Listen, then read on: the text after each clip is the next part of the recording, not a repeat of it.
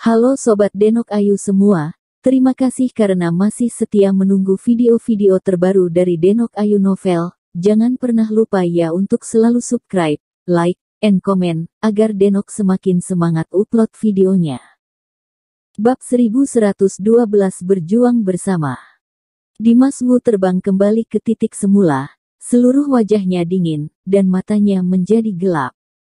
Ketika Dimas Wu keluar dari jembatan, serangan roh yang sama sekali berbeda di jembatan menghilang dalam sekejap. Semuanya kembali tenang Iyagi, seolah-olah mereka tidak pernah muncul sebelumnya. Pupil hitam gelap Dimas Wu menatap jembatan di depannya. Di tubuhnya, kekuatan iblis yang kuat secara bertahap dilepaskan. Kemudian, Dimas Wu menoleh dan berbisik kepada Drimidu, "Kamu jangan bergerak, aku akan mencoba Iyagi." Setelah mengatakan itu, kekuatan iblis di tubuh Dimas Wu langsung mengalir deras, pupil matanya menjadi sangat gelap, dan ada kekuatan sihir yang menakutkan di pupilnya, dan mata Dimas Wu langsung menjadi mata iblis. Segera, Dimas Wu mengambil energi iblis yang sangat besar dan kekuatan iblis yang perkasa, matanya berubah menjadi pupil ajaib, dan sekali Iyagi melangkah ke jembatan di depannya. Ketika Dimas Wu menginjak jembatan, segera, ada dua jejak telapak tangan yang menakutkan di depannya, menelan kesombongan menghancurkan dunia, dan meledak ke arah Dimas Wu dengan kecepatan tinggi. Kedua telapak tangan ini berukuran besar menutupi langit dan matahari, membuat Dimas Wu tak terelakkan. Dimas Wu tidak ragu-ragu, kaki kanannya terbanting ke tanah. Tiba-tiba, di bawah kakinya, gelombang aura hitam melintas dan beriak, menciptakan momentum yang sangat besar. Pada saat yang sama, Dimas Wu dengan cepat meledakkan telapak tangannya ke arah dua tebasan pedang. Bumem! Dua telapak tangan tertembak, dan segera, dua kekuatan guntur dan kilat ungu, bersama dengan telapak tangan yang agung, membawa kekuatan iblis yang tak terbatas, meraung dan berguling ke arah dua jejak telapak tangan yang besar. Bang-bang! Tiba-tiba, keempat telapak tangan bertabrakan, dan suara besar bergema di ruang kosong yang hanya bisa dirasakan oleh Dimas Wu.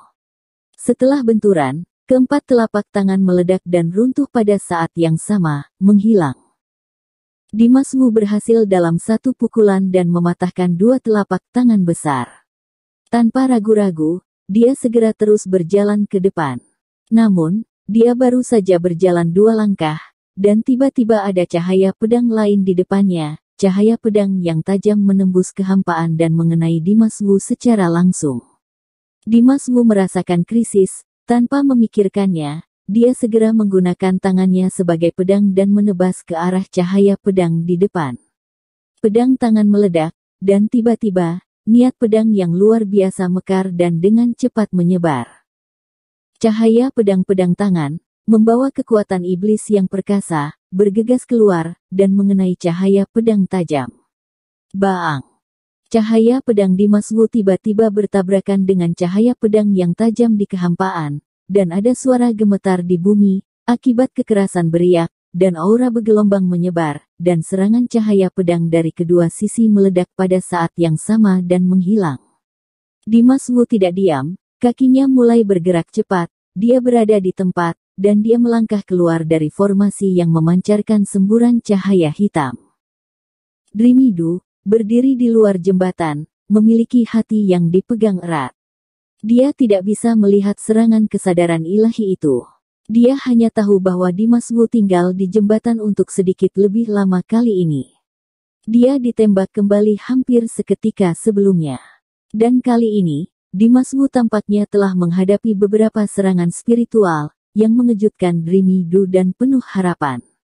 Di bawah tatapan terik Drimidu, cahaya hitam formasi di kaki Dimas Wu tiba-tiba meledak dengan kekuatan kekosongan yang sangat kuat, membuat sosok Dimas Wu berubah, dan tiba-tiba menghilang di tempat. Kemudian, dia muncul di jembatan di ujung lain.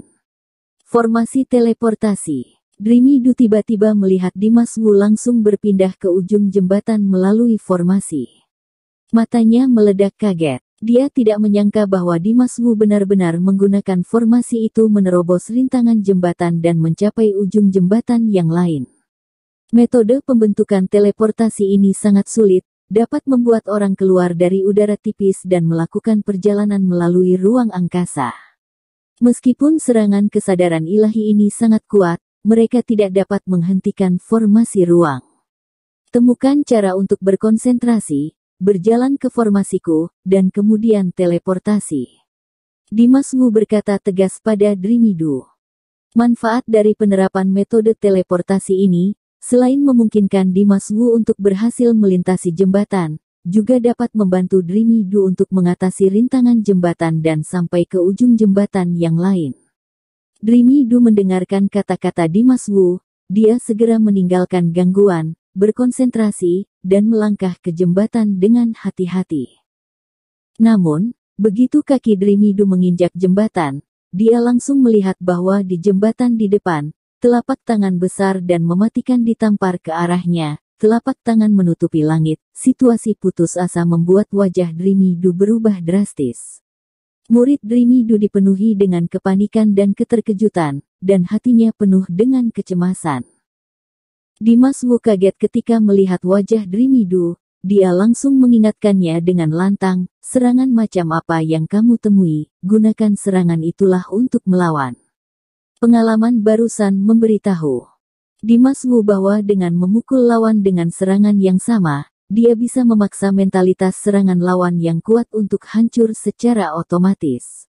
Dreamy Do mendengarkan kata-kata Dimas Wu dan segera duduk, dia tidak ragu-ragu, dan dia langsung memberikan semua kekuatannya, menembak dengan satu telapak tangan, dan menamparkan serangan palem kesadaran yang ganas dan tak tertandingi di depannya dengan ganas.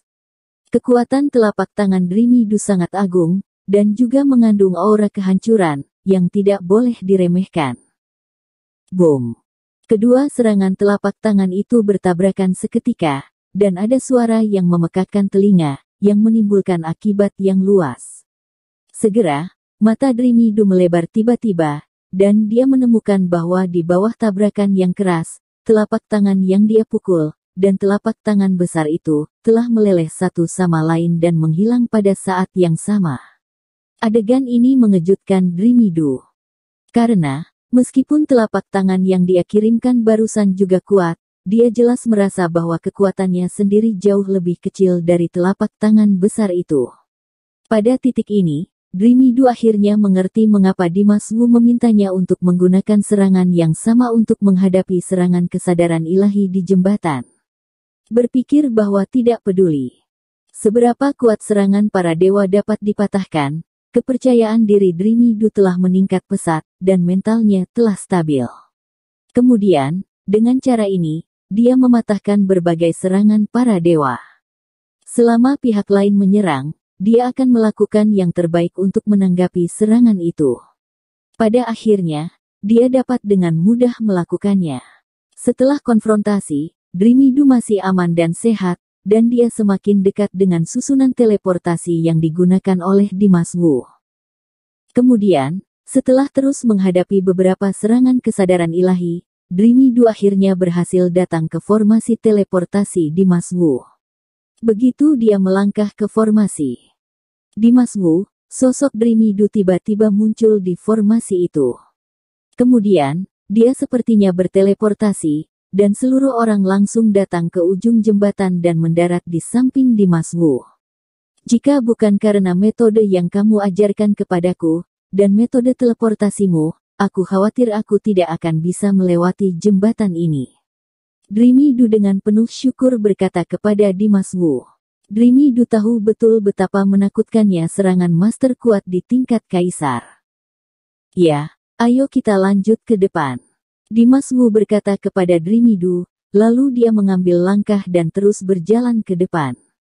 Dreamy Do mengikuti Dimas Wu dengan hati-hati seperti sebelumnya, dan terus bergerak maju. Keduanya berjalan di depan satu sama lain untuk sementara waktu, dan tiba-tiba mereka melihat patung besar tergeletak di depan mereka, menghalangi jalan mereka. Patung itu sangat besar, dan bentuknya terlihat sangat aneh, seperti orang, hantu, dan binatang buas, sangat aneh. Dimas Wu melihat patung itu dalam-dalam.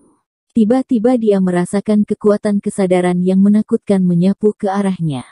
Gambar itu seperti raja hantu yang menakutkan memegang pisau pembunuh dan membawa ribuan roh jahat. Dimas Wu tampak ketakutan, dia tidak menunda, tangannya mengepal, dua tinju tiba-tiba meledak, tinju yang bergelombang, membawa kekuatan iblis yang kuat, berguling dan mengaum, melawan roh jahat yang tak terhitung jumlahnya. Bang bang bang. Detik berikutnya, serangan kuat dari kedua belah pihak terus bertabrakan dan meledak dalam kehampaan. Roh-roh jahat itu pecah dan pecah berkeping-keping, tetapi di antara mereka, roh jahat yang mengerikan menembak ke mata Dimas Wu dan menusuk matanya. Dalam benaknya, Dimas Wu hanya merasa ada raja hantu yang memegang pisau pembunuh di kepalanya untuk menghancurkannya. Tiba-tiba, pikiran Dimas Wu tampak bergejolak. Dia tidak berani ragu, dan segera melepaskan kesadaran tanpa batas untuk menjaga kesadarannya. Pada saat yang sama, pikirannya keluar dari pikirannya.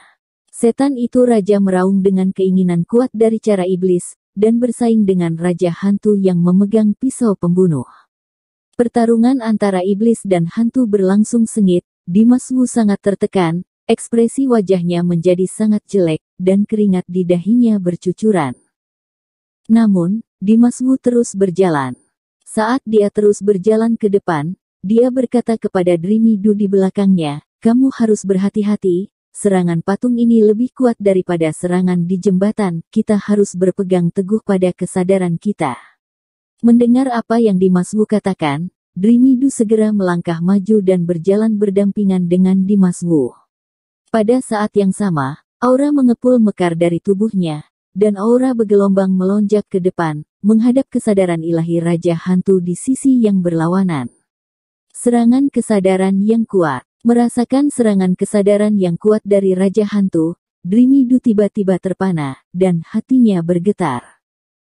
Pikirannya langsung terkejut, Dreamy Du tanpa berpikir, tanpa pamrih melepaskan pikiran spiritualnya, dan melindungi lautan kesadarannya.